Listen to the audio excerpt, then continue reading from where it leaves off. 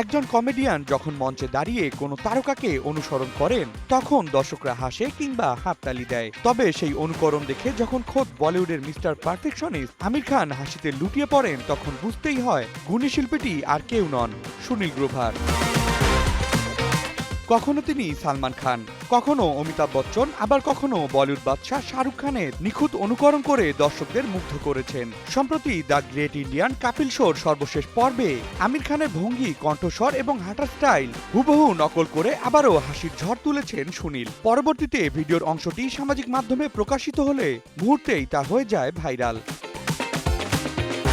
ভক্ত ও নেটিজেনদের পাশাপাশি ভিডিওর অংশবিশেষ নজর কাড়ে খোদ আমির খানের।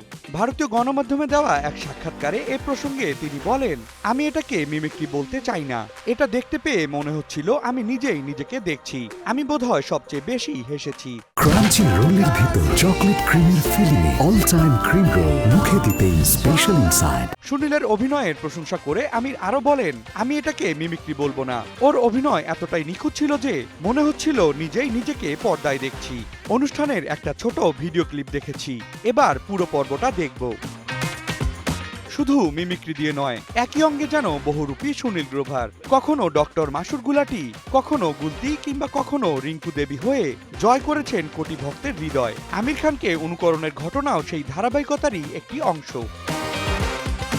তবে এই সাফল্যের পথে ছিল একরাশ ব্যর্থতা, সংগ্রাম আর দৃঢ় আত্মবিশ্বাসের ফলশ্রুতি। ক্যারিয়ারের উত্থান পতনে থেমে না গিয়ে একাধারে ওটিটি এবং মেইনস্ট্রিম সিনেমায় ভার্সেটাইল চরিত্রে তিনি অভিনয় করে যাচ্ছেন সমান তালে। দিন শেষে গোটা বিশ্বই যেই সুপারস্টারদের অভিনয়ে বুঁদ হয়ে থাকে কোটি দর্শক, সেই তারকাদেরই অনুকরণ করে সবার প্রিয়মুখ হয়ে উঠেছেন সুনীল গ্রোভার।